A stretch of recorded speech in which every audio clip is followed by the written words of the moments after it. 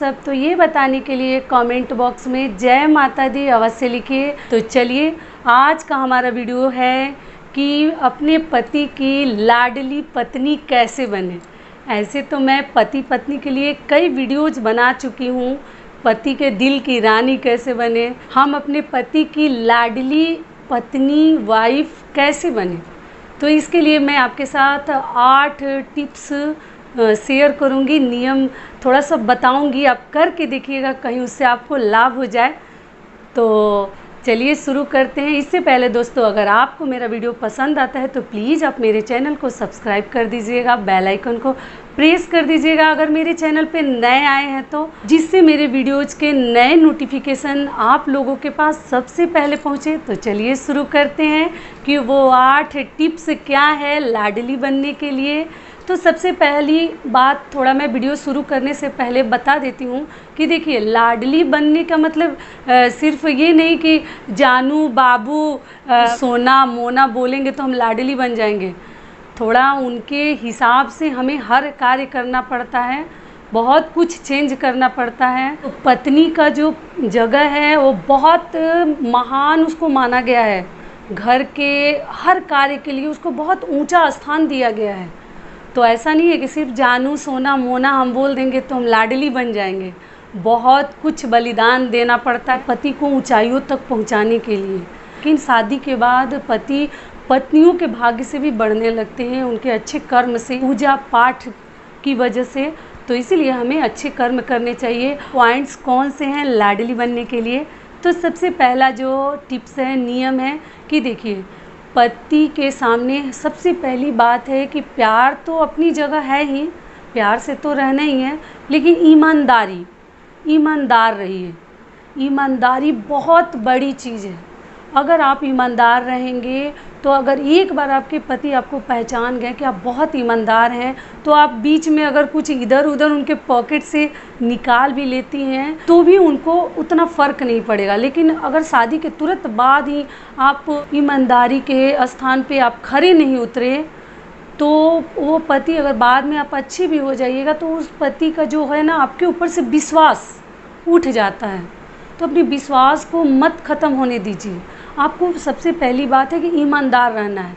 क्योंकि मैं बता देती हूँ थोड़ा सा आपको कि कई पत्नियों के, सभी तो नहीं, कई पत्नियां हैं कि जैसे पति बाहर से कहीं से आए हैं, मार्केट से आए हैं और अपना फुल पैंट ट्राउज़र वगैरह कहीं हैंग करके रख देते हैं। तो अगर कई सारी पत्नियां दुखी रहती हैं कि पति हमारे पैसा हमें नहीं देते हैं, तो ताक झाक में रहती हैं कि कब पति हमारे ट्राउज़र लटकाएंगे, फुल पैंट को लटका के रखेंगे कि मैं उसमें से पैसा निकाल लूँगी।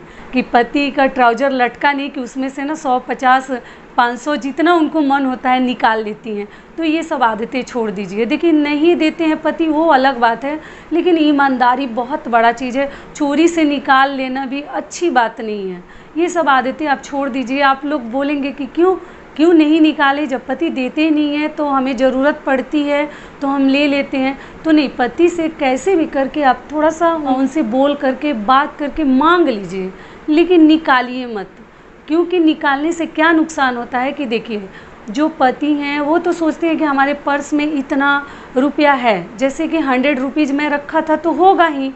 और मान लीजिए वो अपने फ्रेंड्स के साथ या मार्केट में कोई चीज़ खरीद लिए हैं या फ्रेंड के साथ कुछ साथ में खा रहे हैं, और वहाँ जब वो अपने जेब को, पॉकेट को चेक करते हैं पैसा देने के समय, और वो पैसा अगर आप निकाल ली रहती हैं तो वो पति का वहाँ इंसल्ट होता है। या कोई चीज़ वो दुकान से खरीद लिए हैं मान लीजिए, और वहाँ जब पैसा देने की नौबत आती है तो पैसा तो जेब में है ही नहीं।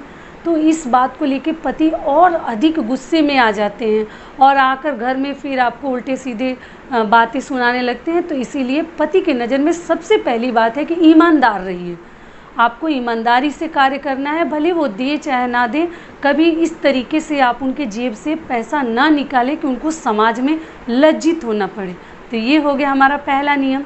दूसरा नियम क्या है? दूसरा नियम है कि देखिए, कोई भी चीज़ अगर आप घर में बनाती हैं, मान लीजिए आपके पति जो हैं घर में नहीं हैं, कहीं बाहर गए हुए हैं या 1-2 घंटे बाद आएंगे या शाम को आएंगे, और कोई भी डिशेज अगर आप बनाई हैं तो आपका यही फ़र्ज़ बनता है कि पति मान लीजिए घर में नहीं है तो क्या हुआ, उनके लिए थोड़ा सा भी बचाकर एक कटोरी में, कहीं भी जो डब्बे में, बॉक्स में थोड़ा उनके लिए रख दीजिए।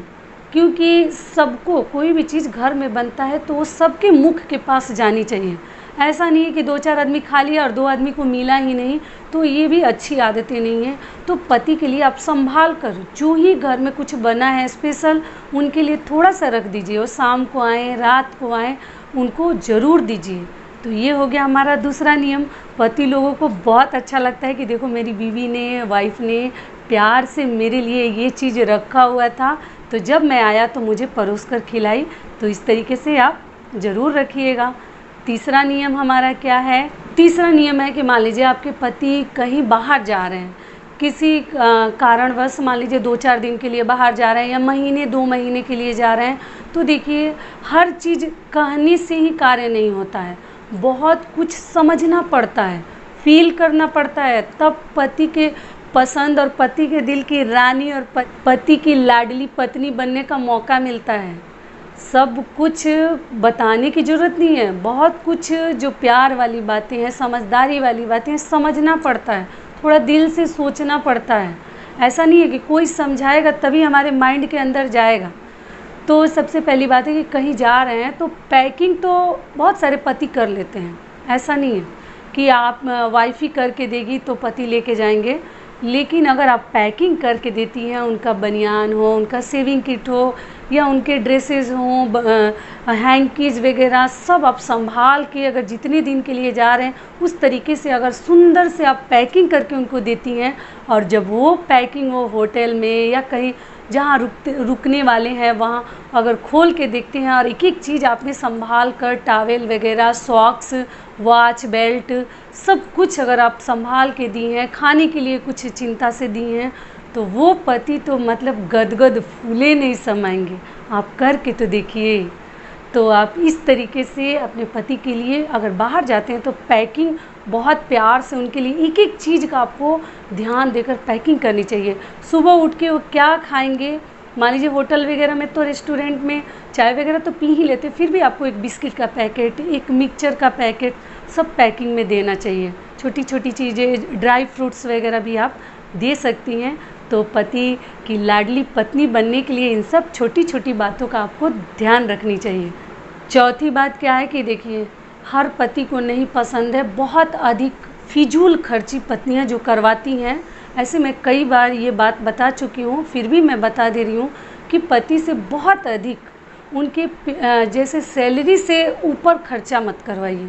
ऐसा नहीं कि मान लीजिए आपके पति 5,000 ही कमाते हैं और आप हैं कि 10,000 की साड़ी पसंद करके बैठी हैं कि जब तक नहीं लाइएगा हम आज तो न खाएंगे न पिएंगे, हम तो मुंह फुला के बैठे रहेंगे। तो ये बहुत गलत है।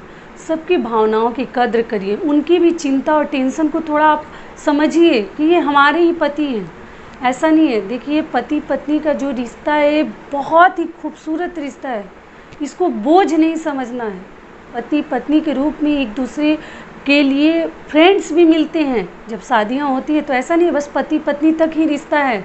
वो एक फ्रेंड सर्किल से भी सोचिएगा ना तो बहुत प्यारे फ्रेंड भी बन सकते हैं।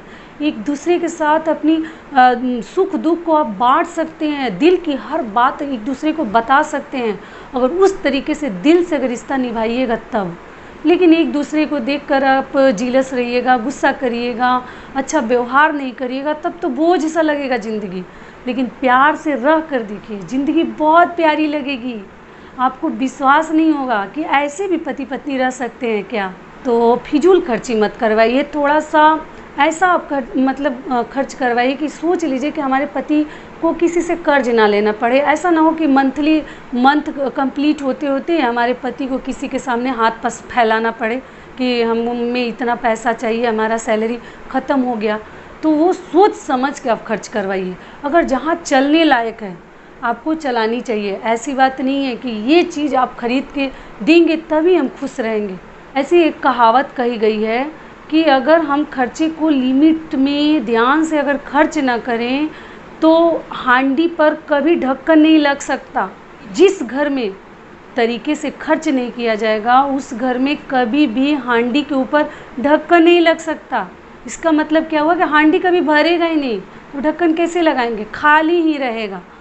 तो इसलिए जड़ को मजबूत रखिए, पैसा बहुत काम में आएगा। फिजूल खर्ची से बचिए। खर्चे का मतलब ये नहीं है कि कंजूसी करना है, लेकिन बहुत ऐसी चीज़ें हैं जो हम लोग एक्स्ट्रा खरीद लेते हैं, लेकिन अभी ज़माना वैसा नहीं है, तो ये सब चीज़ें मत करवाइए, हर पति को नहीं पसंद है। तो ये हो गया हमारा चौथा नियम। पांचवा नियम हमारा क्या है कि देखिए, पति के हर पसंद नापसंद की ख्याल आप ही को रखना चाहिए। कौन रखेगा? पत्नी को छोड़ के उनके ख्याल कौन रखेगा? उनके पसंद और नापसंद का, उनकी हर छोटी छोटी खुशियों का ख्याल कौन रखेगा? कौन सेलिब्रेट करेगा? उनके बर्थडे पर गिफ्ट कौन देगा? बाहरी तो दें, घर परिवार वाले दें तो देने दीजिए, वो तो अलग बात है, लेकिन पत्नी का भी कहीं फ्रेंड के रूप में हर जगह खड़ा रहना चाहिए। हर चीज़ों का आपको, छोटी छोटी बातों का ध्यान देना चाहिए, और पतियों को भी देना चाहिए। क्योंकि आप लोग बोलते हैं कि आप सिर्फ पत्नियों के लिए ही बताती हैं, तो नहीं, ऐसी बात नहीं है। पतियों को भी, जितनी पत्नियां आपके हर छोटी छोटी पसंद और नापसंद का ध्यान रख रही हैं, आपको भी रखना चाहिए। देखिए ना, घर स्वर्ग बन जाएगा। पहले करके तो देखिए, कौन सी बातें उनको पसंद है, किस तरीके की बातें उनको पसंद नहीं है। उनके सामने हमेशा किसी की चुगली मत करिए। देखिए, बार बार लोगों की बुराई करना भी बहुत बड़ा पाप है।